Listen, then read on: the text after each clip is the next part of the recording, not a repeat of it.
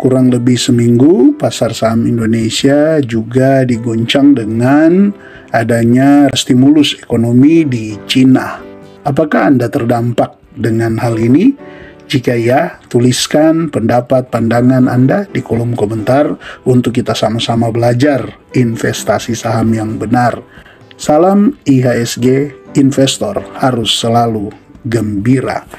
Sobat investor, ketika Cina stimulus ekonominya, justru pasar modal mengalami gejolak. Sebagai seorang investor, kan yang harus ditanyakan bagaimana cara Anda menyikapinya.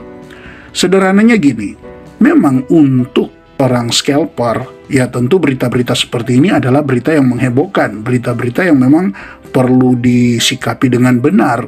Tetapi bagi seorang investor yang berpikir jangka panjang, pola investasinya jangka panjang, dengan selalu memperhatikan fundamental emiten pilihannya, maka sebenarnya jangan terpengaruh dengan hal-hal yang seperti ini, karena ini adalah sentimen yang bersifat sementara untuk hal negatifnya, tetapi justru dalam jangka panjang dampaknya adalah positif. Jadi merupakan kesalahan besar bagi seorang investor terlalu sibuk dengan berita-berita stimulus ini yang mengakibatkan justru jadi panic sell, jadi tidak yakin dengan saham pilihannya, yang berujung pada cut loss. Ya, ini perlu disikapi dengan benar. Mindset investasi perlu dibangun dengan benar agar supaya tidak terus mengalami kerugian dalam investasi. Niatnya untuk jangka panjang, tetapi begitu mudah terpengaruh dengan sentimen-sentimen yang bersifat sementara. Sederhananya, untuk sentimen-sentimen yang bersifat sementara itu tidak akan bisa membawa emiten yang fundamentalnya bagus turun sangat dalam, kecuali itu memang bersifat berkepanjangan atau berkelanjutan, maka itu bisa berdampak menurunkan harga saham dengan cukup dalam. Tetapi itu pun jika emiten pilihan kita adalah emiten yang bagus fundamentalnya, maka penurunan justru akan menjadi kesempatan untuk Anda bisa akumulasi lagi, dengan catatan harganya masih sangat besar kemungkinannya untuk kembali ke harga wajarnya. Nah, kembali ke stimulus Cina ini. Lihat saja berita-berita akhir-akhir ini. Stimulus Cina mengecewakan, ya. Kemudian ada juga yang bahas stimulus Cina meredup. Kemudian ada juga tak keluarkan stimulus tambahan, ini strategi Cina kejar pertumbuhan ekonomi. Jadi hanya dalam seminggu ini yang begitu heboh ya di pasar modal, kemudian banyak mengganggu mental, banyak membuat mindset investasi dari para investor justru terganggu. Nah, ini jadi pembelajaran yang penting. Bukan kita hanya tahu menganalisa saham, bukan kita hanya tahu mengakumulasi modal kita, tetapi juga kita harus bijak menyikapi setiap sentimen-sentimen yang datang. Disinilah keunikan, disinilah keistimewaan kita dalam berinvestasi, untuk supaya kita ya tetap berlaku bijak lah, seperti itu ya. Oke, mari kita bahas tentang stimulus di Cina ini. Nanti kedepannya akan seperti apa ya, kita juga memang tidak tahu ya, apakah stimulus ini akan berhasil ataukah gagal atau apalah, kita tidak tahu. Tapi mari kita pahami stimulus ini dengan benar, sehingga ke depan pun kalau ada isu-isu yang kurang lebih sama dengan hal ini, ya kita dalami dulu sebenarnya dampaknya apa, dan untuk jangka pendeknya seperti apa, kemudian jangka panjangnya seperti apa. Nah, sebagai investor ya kita akan memperhatikan jangka panjangnya, kita tidak akan membahas detail jangka pendeknya. Sobat investor, ketika Cina sebagai salah satu kekuatan ekonomi terbesar dunia meluncurkan stimulus ekonomi, dampaknya akan terasa secara global, termasuk ya Indonesia. Karena kita tahu Cina sebagai negara dengan ekonomi terbesar kedua di dunia, Cina juga merupakan pasar yang sangat penting bagi produk-produk Indonesia, terutama komoditas seperti batu bara, minyak sawit, dan juga produk pertambangan lainnya. Selain itu, Cina juga menjadi sumber investasi langsung asing yang cukup besar bagi Indonesia. Jadi dari sini sebenarnya sedikit banyak mulai tergambar dampak positifnya dalam jangka panjang ketika stimulus Cina ini berhasil. Dampaknya akan positif bagi Indonesia. Karena ketika Cina sebagai salah satu kekuatan ekonomi terbesar di dunia meluncurkan stimulus ekonomi, dampaknya juga akan terasa secara global kan, termasuk di Indonesia. Nah, ada beberapa poin penting yang perlu diperhatikan. Pertama, peningkatan permintaan global. Stimulus ekonomi biasanya mendorong peningkatan permintaan domestik di Cina. Ini akan berdampak positif pada komoditas yang banyak diekspor Indonesia ke Cina, seperti batu bara, minyak sawit, dan mineral lainnya. Meningkatnya permintaan akan komoditas ini dapat mendorong kenaikan harga dan meningkatnya kinerja perusahaan-perusahaan terkait di Indonesia. Dari poin pertama ini saja kita sudah dapati, ternyata stimulus ekonomi di Cina, jika itu berhasil, maka dalam jangka panjang akan berdampak positif bagi emiten-emiten di Indonesia. Ini juga kan perlu ya untuk kita sebagai investor memperhatikan. Jangan cuma sibuk dengan mereka yang memberitakan, wah investor asing keluar, wah bandar ini distribusi, bandar itu akumulasi, yang akhirnya tidak memperhatikan jangka panjang.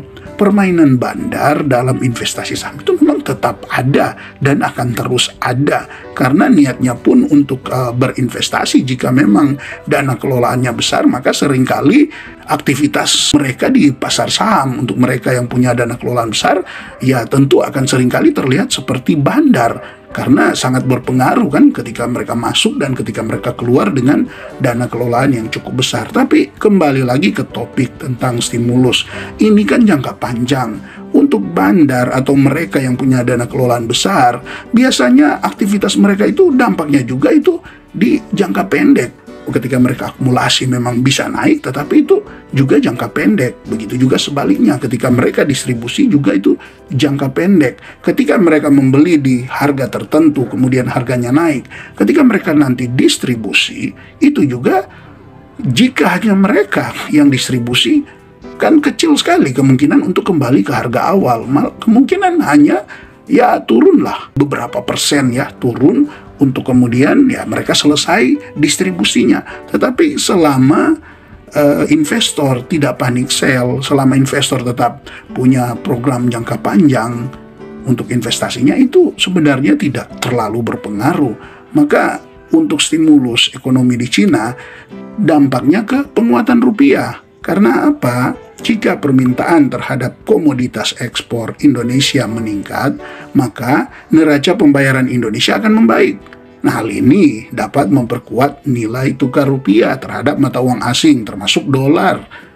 Nah, penguatan rupiah dapat menekan inflasi dan meningkatkan daya beli masyarakat. Jadi, stimulus di Cina ini, jikapun dalam waktu dekat dia langsung berdampak, ya, dia berhasil, kan ini juga akan menjadi salah satu momentum menjadi meningkatnya investasi asing, karena stimulus ekonomi di Cina dapat meningkatkan kepercayaan investor asing terhadap pasar market seperti Indonesia. Alhasil, aliran modal asing ke Indonesia dapat meningkat yang akan mendorong pertumbuhan bursa saham. Di tengah situasi Indonesia lagi ke dalam keadaan deflasi, kalau Cina pun kemudian investor-investornya mulai bergairah lagi dan datang ke Indonesia, itu juga kan akan menciptakan lapangan-lapangan kerja baru, akan mendongkrak ya, seperti di sini dikatakan modal asing ke Indonesia dapat meningkat yang akan mendorong pertumbuhan juga bursa saham.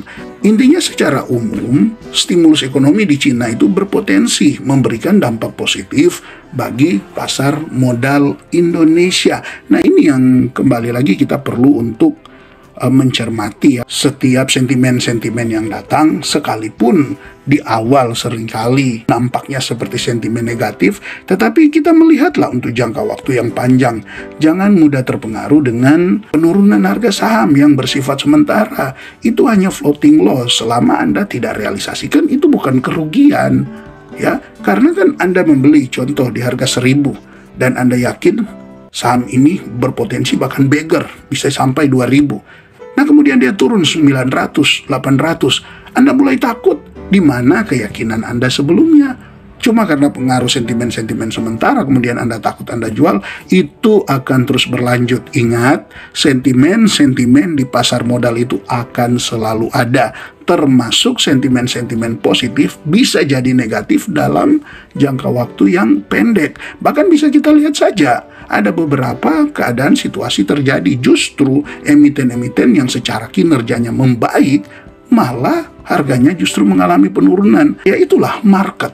Ya, market itu tidak dapat diprediksi. Market itu suatu hal yang sangat-sangat liar ketika dikaitkan dengan pergerakan harganya. Terkadang barangnya bagus, bisa ditawarkan sangat murah, tapi juga bisa sebaliknya. Atau memang ada yang sesuai dengan harganya, sesuai dengan kualitasnya. Harga adalah apa yang kita bayarkan, sedangkan nilai adalah apa yang kita dapatkan. Kita bayar itu di harga 1.000, belum tentu nilainya 1.000. Kalau nilainya memang 2.000 kan nanti kita akan dapat juga 2.000. Hanya memang berproses, butuh jangka waktu yang panjang. Sebaliknya, ketika kita beli di 1.000, karena kita hanya berspekulasi, kita tidak tahu, kita tidak menganalisa, ternyata nilainya hanya 500, ya siap-siaplah kita akan mengalami kerugian. Ini yang perlulah untuk kita sikapi bersama. Jangan terlalu mudah terpengaruh dengan isu-isu yang ada, sentimen-sentimen sementara, yang membuat akhirnya pengambilan keputusan di dalam investasi itu menjadi tidak berdasarkan pada logika. Beberapa kali saya bagikan bahwa salah satu usaha yang dilakukan oleh market maker atau para bandar, dan ini diakui sendiri oleh seorang bandar, dia menyebut bahwa tugas mereka salah satunya adalah mengubah logika investor menjadi emosi. Kenapa? Karena ketika emosi ya seperti ini, sebenarnya stimulus ini bisa berdampak positif, justru bisa diterima dengan negatif yang mengakibatkan bisa langsung cut loss. Ya itulah yang untung siapa? Ya mereka market maker yang sengaja memanfaatkan, ya, yang sengaja memanfaatkan. Contohnya gini, misalnya di saham Bank Mandiri ini.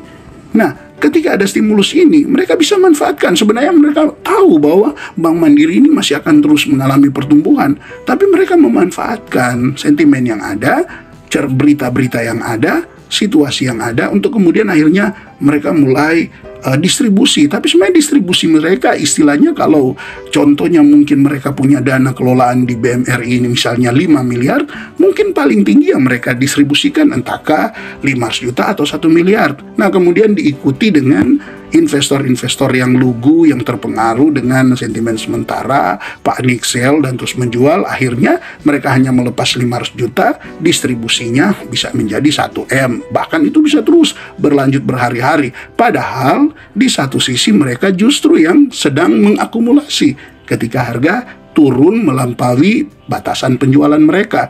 Mereka misalnya menargetkan untuk Bank BMRI ini, mereka targetkan dari 6.950 mereka distribusi, kemudian berharap turun ke 6.800, 6.700. Tapi karena banyak juga retail yang jual, akhirnya harganya misalnya koreksi terus sampai ke 6.500. Lah mereka pasti akan tampung juga di situ. Mereka juga akan membeli, mereka juga akan menampung, dan bisa lagi dilakukan berulang-ulang sampai akhirnya retail banyak yang cut loss, mereka yang justru dapat di harga bawah. Maka ketika BMRI ini kembali naik ke harga tertingginya, kalau kita lihat dalam harga tertingginya terakhir ini bisa mencapai 7.450, bahkan bisa lebih lagi karena kinerja BMRI bagus, ya otomatis para retail rugi dengan sentimen yang sementara dan para market maker panen.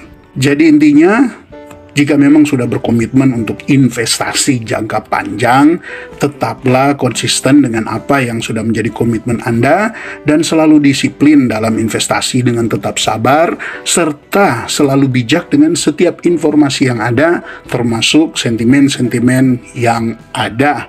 Ambillah keputusan berdasarkan pertimbangan yang benar saat Anda membeli, menahan, dan juga menjual saham pilihan Anda. Tetap semangat berinvestasi. Terima kasih terus mendukung channel ini. Jejak Saham mengucapkan banyak terima kasih untuk setiap dukungan yang sudah Anda berikan di channel ini. Salam IHSG, investor harus selalu gembira.